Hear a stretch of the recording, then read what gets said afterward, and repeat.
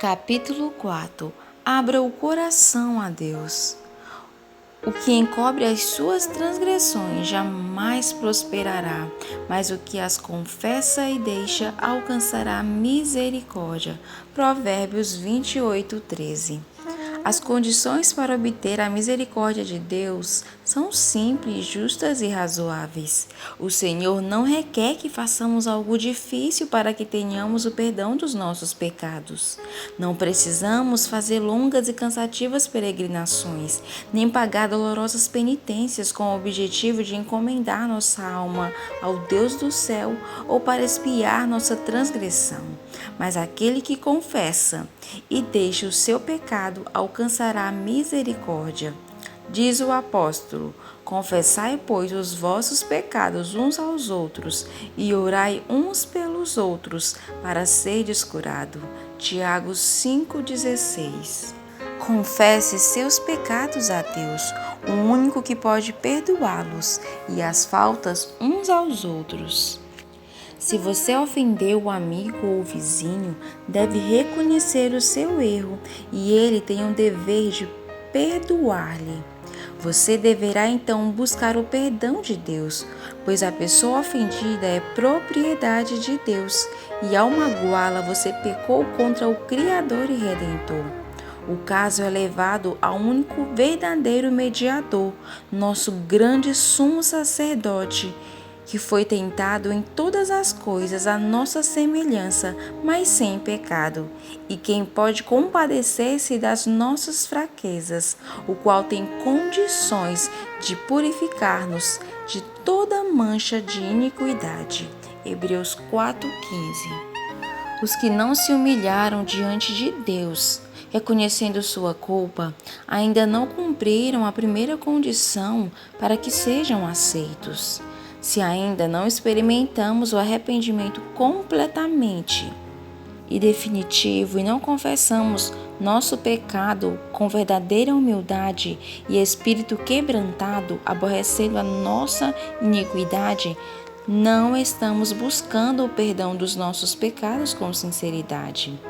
E procedendo assim, jamais encontraremos a paz de Deus. A única razão para não termos nossos pecados perdoados é não estarmos dispostos a humilhar o coração e a aceitar as condições da palavra da verdade. As instruções a respeito dessa questão são bem claras. A confissão do pecado, seja ele público ou oculto, deve ser feita de maneira franca e sincera. O pecador não deve ser forçado a confessar. Também não deve ser feita de maneira displicente e descuidada, nem exigida daqueles que não reconhecem o terrível caráter do pecado. A confissão, que é desafogar do coração, é a que chega até o Deus da infinita misericórdia. Diz o salmista: perto está o Senhor dos que têm o coração quebrantado e salva os de espírito oprimido. Salmos 34:18. A confissão verdadeira sempre tem um caráter específico e reconhece cada pecado em particular. Esses pecados podem ser do tipo que devem ser levados unicamente a Deus. Podem ser erros que precisam ser confessados àqueles que sofreram a ofensa, ou podem ter um caráter público, devendo então ser confessados em público. Mas toda confissão deve ser objetiva e direta, reconhecendo os pecados dos quais somos culpados. Nos dias de Samuel, os israelitas se afastaram de Deus.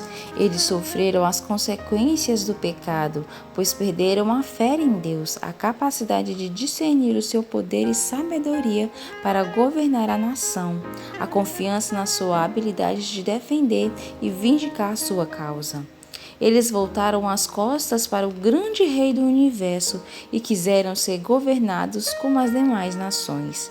Antes de encontrar a paz, fizeram a seguinte confissão: a todos os nossos pecados acrescentamos um mal de pedir para nós um rei. 1 Samuel 12:19.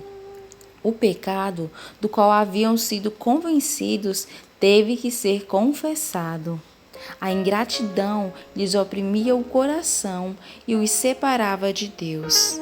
A confissão não é aceitável a Deus sem sincero arrependimento e reforma. É preciso que haja mudanças decisivas na vida. Tudo que for ofensivo a Deus deve ser afastado. Isso será o resultado de uma genuína tristeza pelo pecado.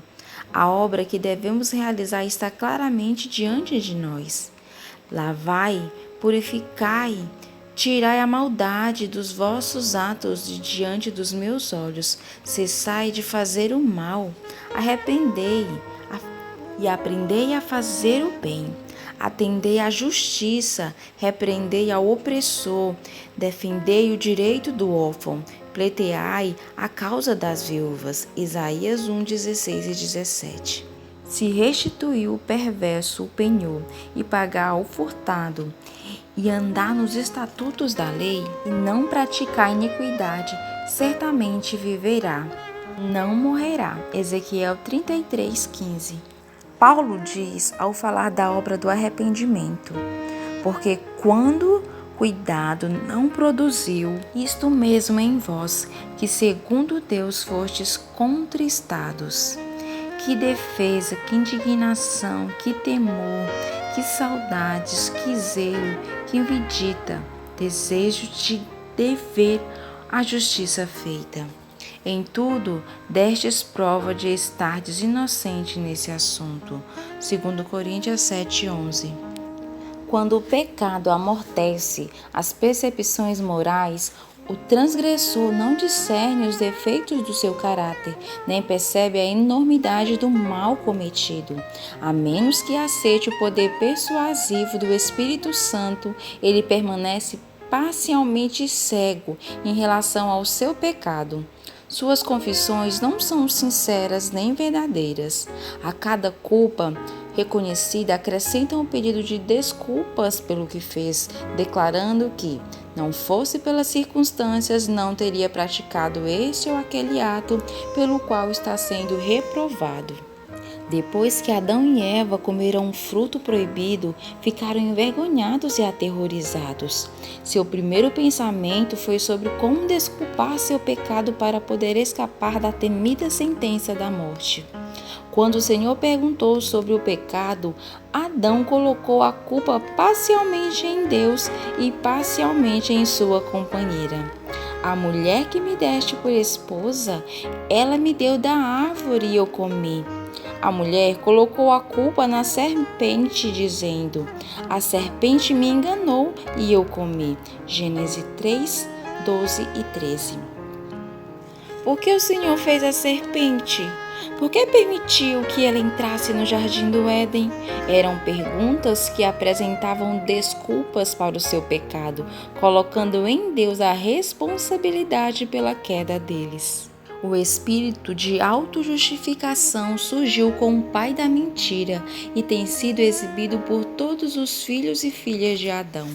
Confissões dessa espécie não são inspiradas pelo Espírito Santo, não serão aceitas por Deus. O verdadeiro arrependimento leva as pessoas a assumir sua culpa e reconhecê-la sem justificativas nem hipocrisia.